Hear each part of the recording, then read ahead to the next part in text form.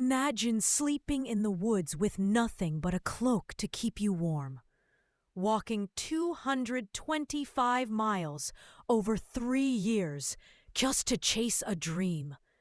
Now, picture that same homeless teenager building what would become the world's #1 luxury brand, valued at over $39 billion, and creating a legacy so powerful that the man who now controls it is one of the wealthiest people on the planet. This is the untold story of Louis Vuitton, a tale of innovation, perseverance, and how a single brilliant idea revolutionized the way we travel forever. Louis Vuitton was born in 1821 in Angers, France, a village in the middle of nowhere with no electricity or running water. His father Xavier was a farmer and miller, while his mother Corinne made hats to earn extra money. The family was struggling financially, as France was still recovering from the Napoleonic Wars, and many farmers faced bankruptcy. From a young age, Louis had no choice but to work on the family farm. From dusk till dawn, he planted and harvested crops, raised animals, and stockpiled firewood. There are no records showing that Louis ever received a formal education. The nearest school was 6 miles away, and he likely never learned to read or write. When Louis turned 10, tragedy struck. His mother passed away, and his father quickly remarried.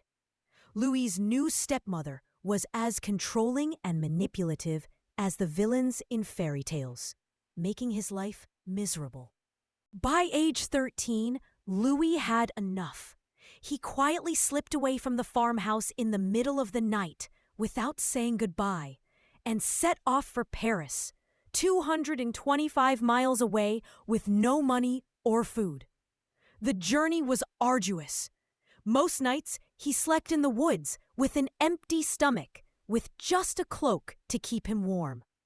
In each village he passed, Louis found odd jobs with artisans and craftsmen who taught him how to work with metal, stone, fabrics, and wood. Despite working, he rarely had money left over for shelter and continued sleeping outdoors. This collection of skills would later transform his life, but the journey itself was painfully slow. It took him 3 years to reach Paris. Not long after arriving in Paris, Louis found work as an apprentice to a craftsman named Monsieur Maréchal, who specialized in making custom boxes. At the time, the first railway line to Paris had just opened. Travel became more accessible, and the industry started to boom. The wealthy and aristocrats needed boxes that could fit their paintings, instruments, and furniture for long trips without breaking. Louis didn't earn much, but his willingness to learn and exceptional attention to detail paid off. He became a favorite amongst clients, and in 1851, his life changed forever. The Empress of France herself appointed him as her personal boxmaker and packer. For most craftsmen, this would have been the pinnacle of their career, from homeless teenager to working amongst royalty.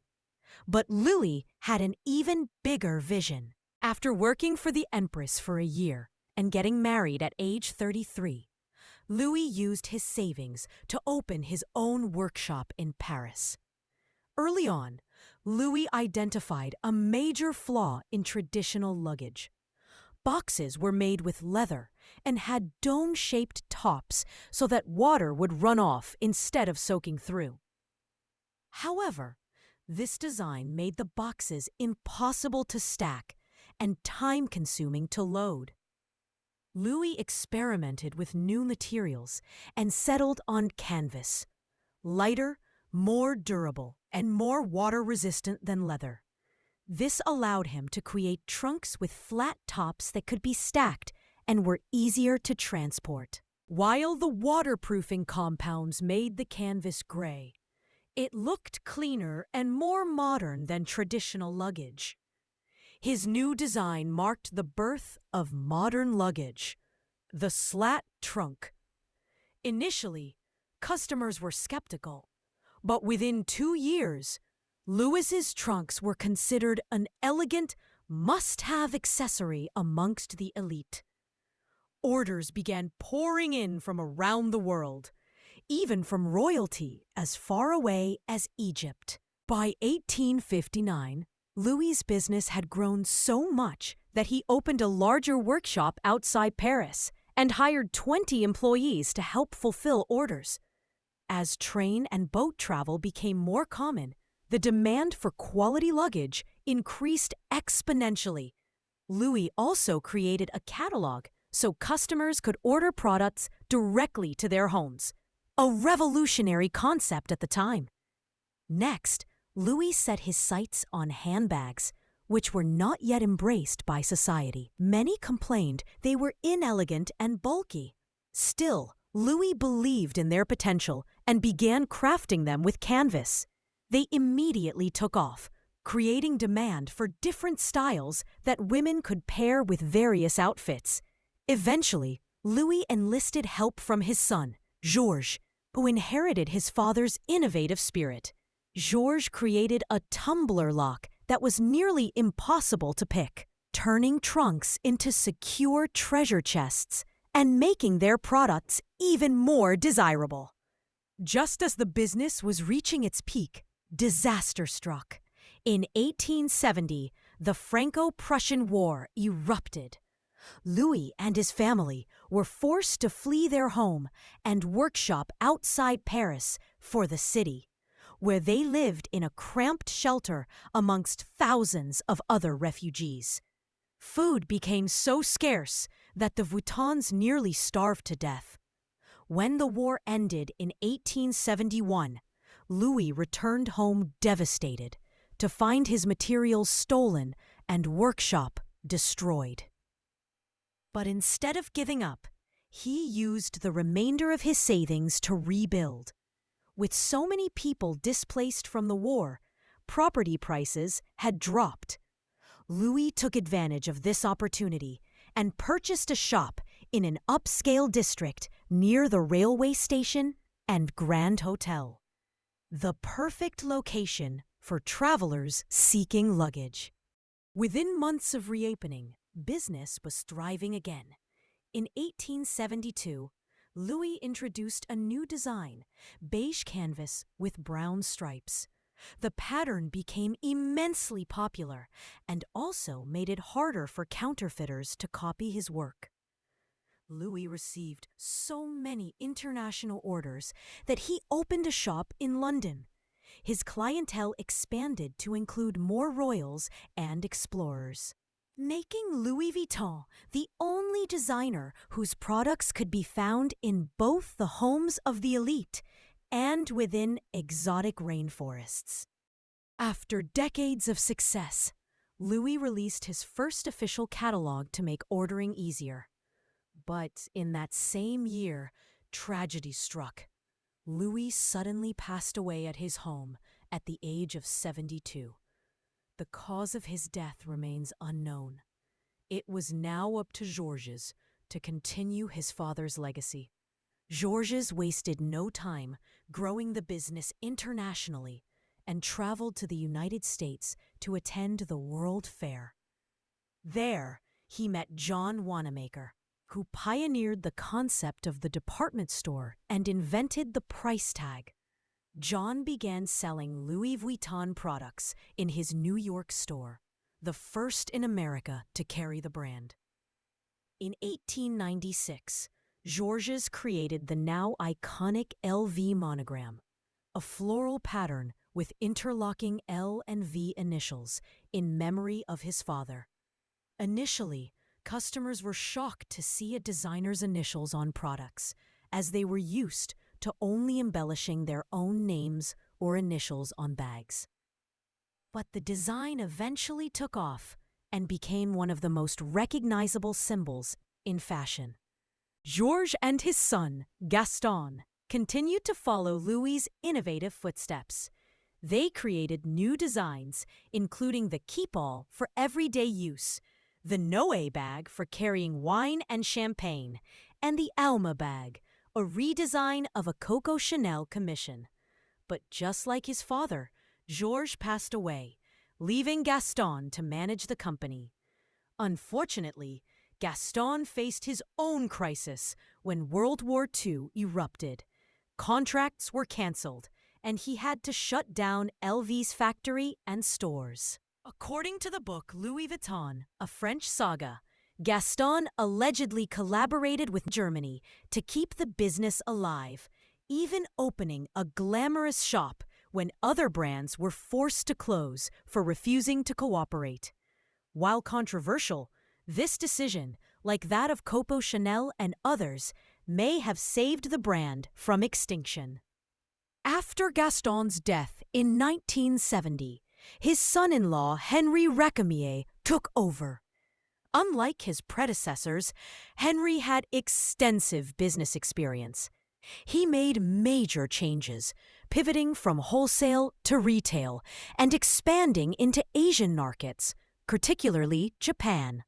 In just 6 years, Louis Vuitton's sales soared from $20 million to over $260 million, accounting for inflation. Henri took the company public in 1984, with shares selling out immediately. By 1987, annual sales reached nearly $1 billion. Henri then orchestrated a merger with Moet Hennessy, a champagne and cognac producer, forming the luxury goods conglomerate LVMH. The goal was to prevent threats of outside takeovers. While the merger expanded LV's investments, Henri found himself in management disputes with Moet Hennessy's president. Seeking an ally, he invited Bernard Arnault, a successful property developer, to help. This move would backfire spectacularly. Bernard secretly purchased a controlling interest in LVMH and gained support from the Moet and Hennessy families. A legal battle ensued, with the courts favoring Bernard and forcing Henri to step down. For the first time in nearly 100 years, no one from the Vuitton family was involved with the brand. Sales initially plummeted, and journalists stopped covering the company. However, Bernard knew how to revitalize the brand. For its 100th anniversary, Louis Vuitton collaborated with designers like Vivienne Westwood and Isaac Mizrahi to create new interpretations of the iconic monogram. These collaborations renewed interest in the brand and attracted a new generation of customers. In 1997, Marc Jacobs became the creative director, launching LV's first ready-to-wear clothing line and the popular Vernice collection. He also expanded into watches, jewelry, and sunglasses, and collaborated with artists like Steven Sprouse and Takashi Murakami. Bernard's investment paid off enormously. He is now the CEO of LVMH, which owns over 70 luxury brands, and has consistently ranked among the world's wealthiest individuals, with a net worth estimated at $180 billion. Known as the Wolf in Cashmere for his ruthless business acumen, he prefers to stay out of the spotlight despite his immense wealth. Today, Louis Vuitton ranks as the world's #1 luxury fashion brand, valued at approximately $39 billion, with more than 400 stores in nearly every major city. The company still maintains its commitment to craftsmanship. Employees train for 18 months to 2 years before they're trusted to make products on their own, and some pieces require 300 stages to assemble. Counterfeit products remain an ongoing challenge, with the company losing hundreds of millions annually to fake goods. Louis Vuitton has an entire legal team dedicated to fighting copyright infringement, having sued companies as large as Google and Supreme. before later collaborating with the latter. From a homeless teenager who slept in the woods to the foundation of a multi-billion-dollar empire, Louis Vuitton's journey embodies the power of innovation, persistence, and vision. His simple idea, flat-topped luggage made of canvas, revolutionized travel and created a legacy that continues to define luxury nearly 170 years later. This is the incredible story of how one man's determination transformed not just the way we travel, but created one of the most powerful brands the world has ever known.